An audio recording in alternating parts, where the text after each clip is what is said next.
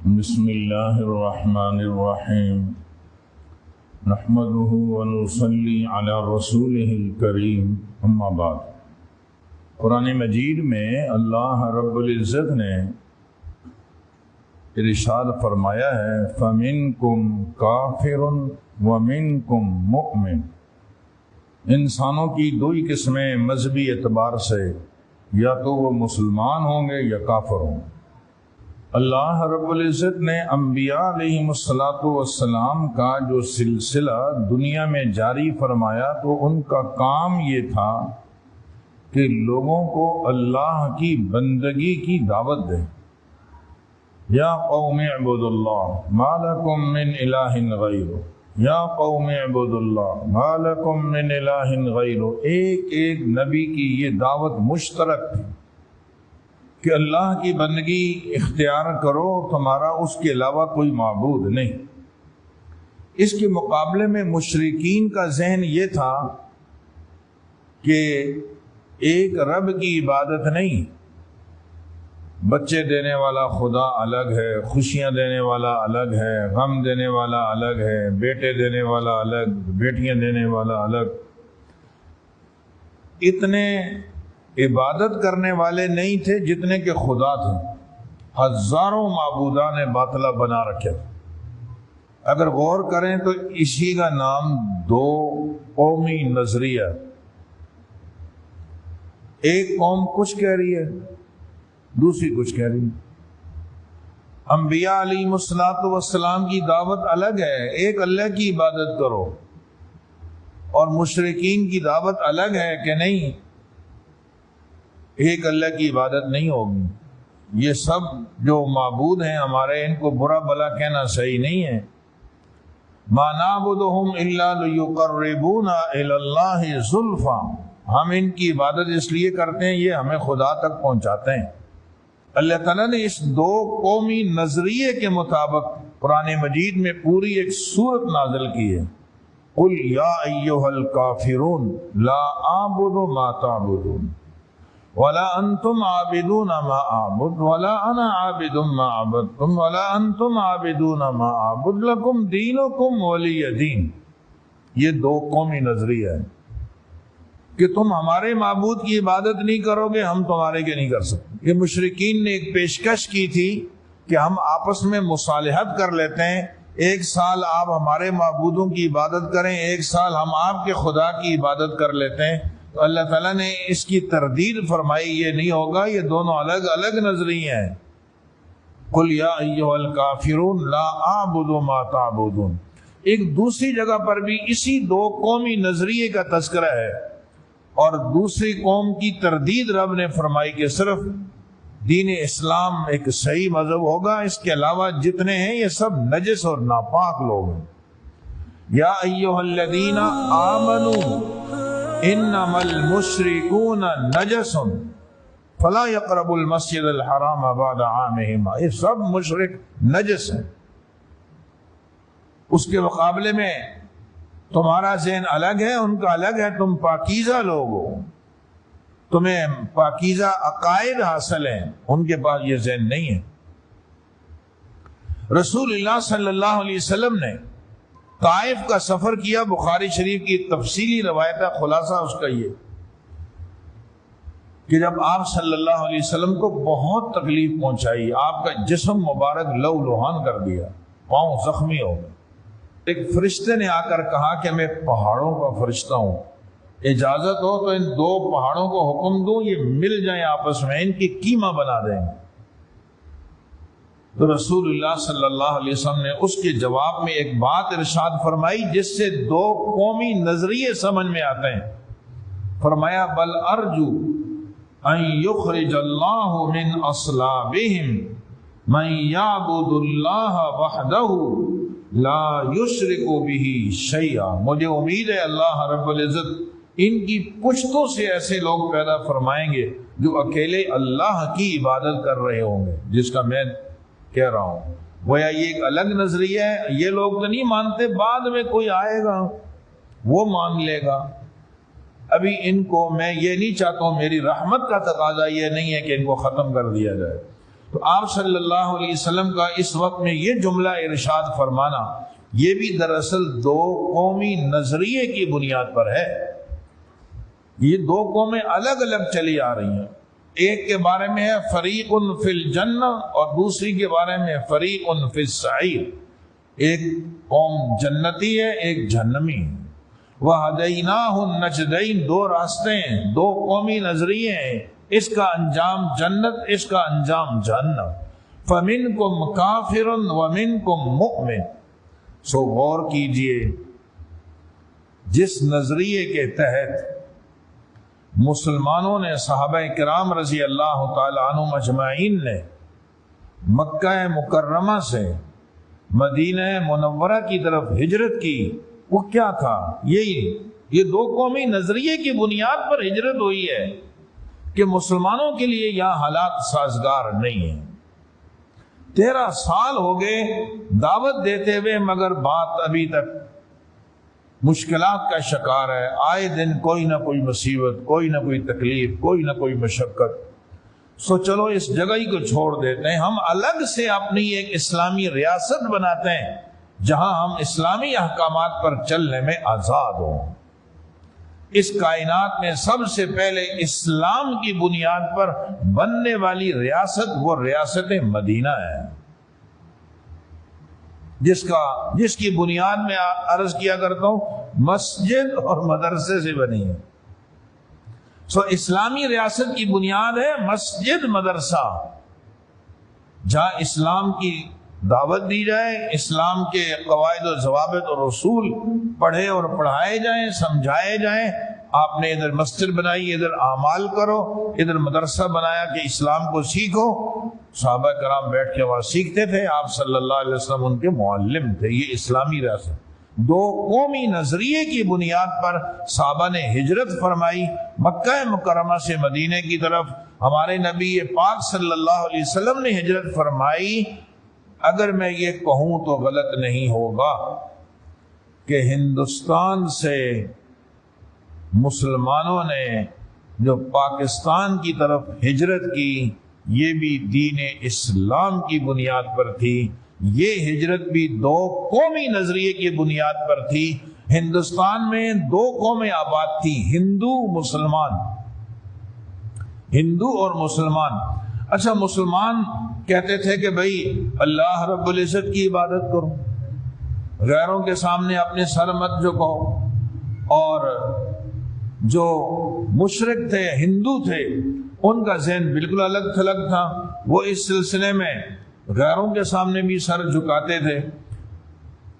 مسلمان گائے کو اپنے رب کے نام پہ ذبح کرتے تھے. ہندو اس گائے کو سجدہ کرتے تھے. ہندوؤں نے گائے کو اپنا رب بنایا ہوا ہے ادھر سجدے کر رہے ہیں اس کا پیشاب پیتے تھے. اور مسلمانوں کو اللہ تعالیٰ نے جو نظریہ عطا فرمایا اس کے تحت یہ عبادت اور سجدے کے لائق اللہ رب العزت کی ذات عالی ہے. اس گائے کو اس رب کے نام پہ ذبح تو کیا جا سکتا ہے اس کو سجدہ نہیں کیا جا سکتا. یہی وہ قومی نظریہ تھا جس کے تحت یہ پاکستان بالآخر وجود میں آیا اور اللہ رب العزت نے ایک عظیم نعمت ہمیں عطا فرمائی.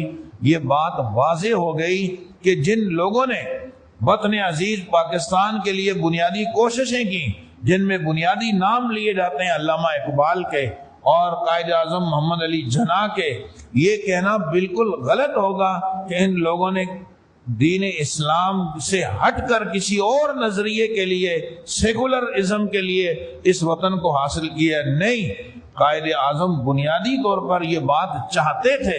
علامہ اقبال یہ چاہتے تھے کہ یہ وطن عزیز پاکستان اسلام کے نام پر وجود میں آیا ہے اور اس کا جو بنیادی آئین ہوگا وہ قرآن اور حدیث کے عین مطابق ہوگا.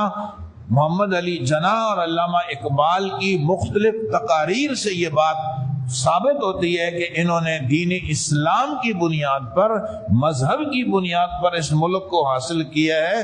کسی اور یا وہ سیکولرزم کی بنیاد پر اور کسی اور غرض سے اس کو حاصل نہیں کیا. میں چند ایک تقاریر علامہ اقبال کی اور محمد علی جناح کی آپ کو سنا رہا ہوں. علامہ اقبال نے کراچی میں 1944 میں ایک بات کہی اور محمد علی جناح نے بھی کہی، دونوں الگ الگ ہیں۔ خطبہ الہ آباد کے موقع پر علامہ اقبال نے فرمایا، آج آپ نے جس شخص کو آل انڈیا مسلم لیگ کی صدارت کے اعزاز سے نوازا ہے وہ اب بھی اسلام کو ایک زندہ طاقت سمجھتا ہے، وہ طاقت جو انسان کے ذہن کو وطن اور نسل کے تصور سے نجات دلا سکتی ہے۔ دیکھ لیں آپ کس بنیاد پر وجود میں ہے۔ محمد علی جناح نے اپنے خطاب میں کہا، مسلمانوں کی قومیت کی بنیاد صرف کلمہ توحید ہے، نہ وطن نہ نسل۔ علامہ اقبال نے ایک اور موقع پہ ارشاد فرمایا کہ اسلام چند عقائد کا مجموعہ نہیں بلکہ ایک ضابطہ حیات ہے جو زندگی کے ہر شعبے میں ہماری رہنمائی کرتا ہے۔ اسلامی تعلیمات پر عمل کیے بغیر مسلمان دین اور دنیا میں سرخرو نہیں ہو سکتے۔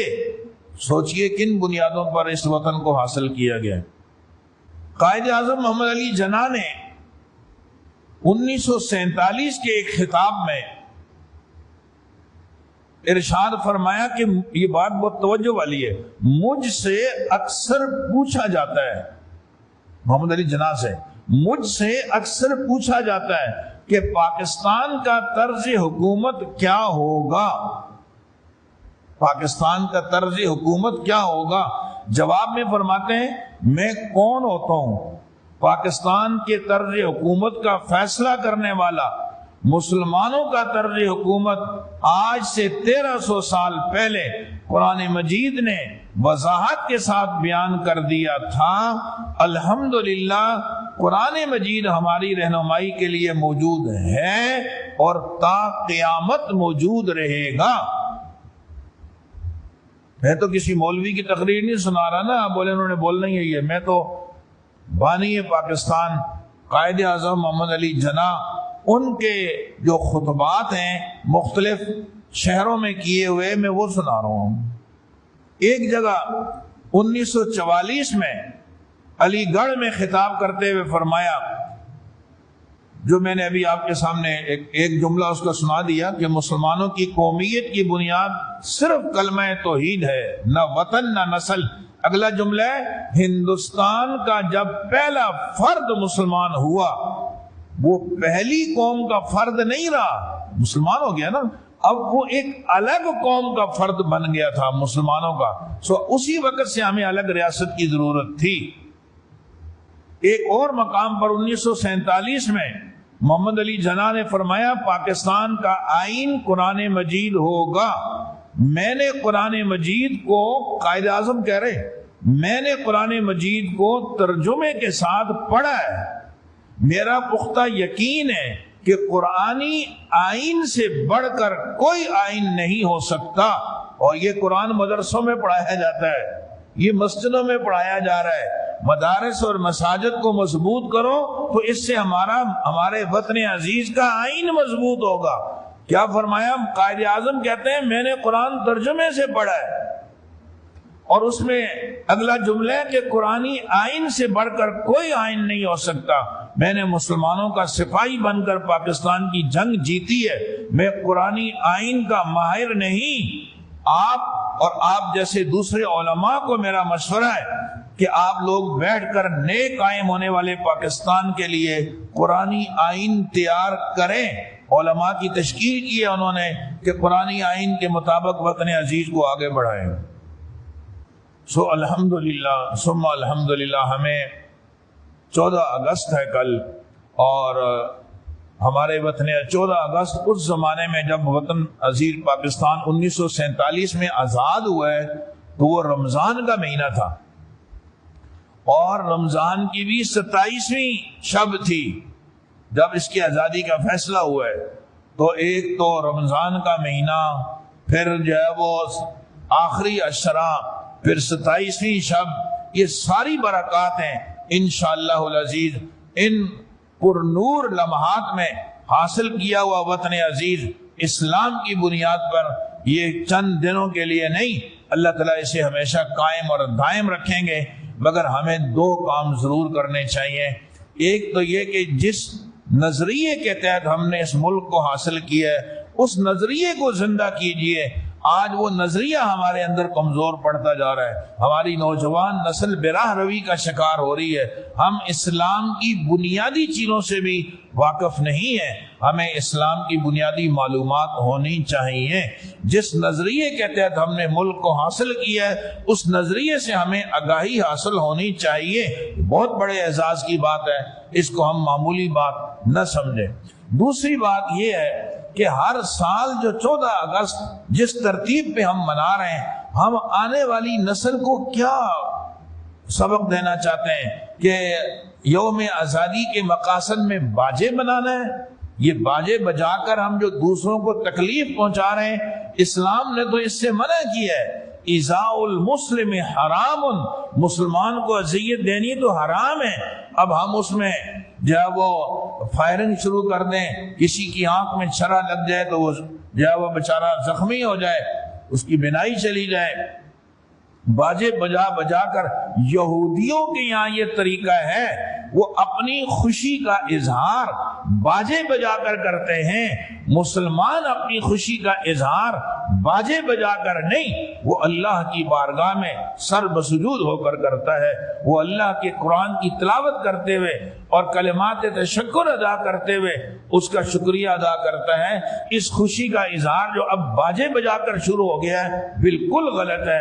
میری درخواست ہوگی ان دکانداروں سے جو بڑے بڑے باجے لا کر یہاں بیچتے ہیں، نہ بیچیں، اس سے یہ کوئی عبادت کا کام نہیں کر رہے، یہ کوئی وطن عزیز پاکستان کے ساتھ وفاداری نہیں ہے۔ آپ اس کے مقابلے میں ایسی چیزیں، چلو آپ اسٹیکر لگا دیں، خوشی کا موقع ہے، آپ جھنڈے بے شک بیچیں، خوشی کا موقع ہے، ہمیں اپنے اپنے مکانوں پہ اور اونچی اونچی عمارتوں پہ جھنڈے لگانے چاہیے۔ ہم اپنے وطن عزیز سے محبت رکھتے ہیں، اس کے اظہار کا یہ بھی ایک طریقہ ہے، لیکن یہ باجے بجانا اور مخلوط جب وہ تقریبات کرنا، گزشتہ سال سرکاری سطح پر باقاعدہ حکومت کی سرپرستی میں اسلام آباد میں عورتیں نچائی گئی ہیں، اور یہ میں تو صرف ایک مثال دے رہا ہوں، ہر شہر میں اپنے اپنے طور پہ کیا سے کیا نہیں ہو رہا۔ آپ جا کر جب وہ ساحل سمندر پر دیکھیے کیا بے حیائی پھیلائی جا رہی ہے۔ وجہ کیا ہے کہ 14 اگست آ گیا ہے، لہذا اب لڑکے اور لڑکیاں گٹھے نہائیں گے اور سیون پولوں میں جائیں گے اور جہاں مختلف تفریح گاہوں میں جائیں گے، اور نہ معلوم کیا سے کیا ہوگا۔ الیاذ باللہ، یہ وطن عزیز کی آزادی کے ساتھ مذاق ہے۔ 10 لاکھ مسلمانوں نے اس ملک کو حاصل کرنے کے لیے جو قربانیاں دی، ان کی قربانیوں کے ساتھ مذاق ہے۔ 70,000 سے زائد ماؤں بہنوں کی جو عزتیں لوٹی گئیں، یہ ان کے ساتھ مذاق ہے، ان کی قربانیوں کے ساتھ مذاق ہوگا۔ ہمیں تو اس موقع پر نئے سے نئے جذبے سے آگے بڑھنا چاہیے۔ میں اپنے بچے کو مجاہد بناؤں گا، ملک کی خاطر قربانیاں دے گا، اسلام کی خاطر آگے بڑھے گا۔ میں اپنے بیٹے کو حافظ قرآن بناؤں گا، کیونکہ اسلام کی قرآنی آئین کو ترجیح دی گئی ہے۔ قرآن کی آئین کے مطابق ہمارے وطن عزیز وجود میں آیا ہے۔ میں اس ایمان کے، اس آئین کے محافظین پیدا کروں گا۔ میں اپنی اولاد کو اس آئین کے تحفظ کی بات سمجھاؤں گا۔ ہمیں اپنے اکابرین کی قربانیاں اپنے بچوں کو سمجھانی چاہیے تاکہ وہ آگے بڑھیں، اپنی نسل کو بھی کوئی درس دے سکیں۔ جن خرافات میں ہم پڑ گئے، الیاذ باللہ، ان خرافات کو زندہ کرنے کا نام یہ آزادی نہیں۔ ان خرافات سے بچیے، اور آپ صلی اللہ علیہ وسلم کی جو خوبصورت تعلیمات ہیں، اور میں نے اس سے ہٹ کر آپ کو قائد اعظم محمد علی جناح کی جب وہ بہت ساری تقریریں سنائیں، اس میں جو انہوں نے ہدایات دی ہیں ان پہ آئیے، یہ بھی دین اسلام کے عین مطابق ہیں۔ دعا ہے کہ اللہ رب العزت ہمارے وطن عزیز کی حفاظت فرمائے۔ جن لوگوں نے اس ملک کے لیے قربانیاں دی ہیں اللہ تعالیٰ ان کے درجات بلند فرمائے، جو شہداء ہیں اللہ تعالیٰ ان کی قربانیوں کو قبول فرمائے، اور جن لوگوں نے اس وطن عزیز کو حاصل کر کے جن اغراض و مقاصد کے لیے اس میں انہوں نے بنیادیں رکھی، اللہ تعالیٰ ان کی اغراض و مقاصد کے مطابق ہمارے اس ملک کو ترقی عطا فرمائے، اور ہمیں تمام خرافات اور بے حیائی کی چیزوں سے بچنے کی توفیق عطا فرمائے۔ وآخر دعوانا ان الحمد للہ رب العالمین۔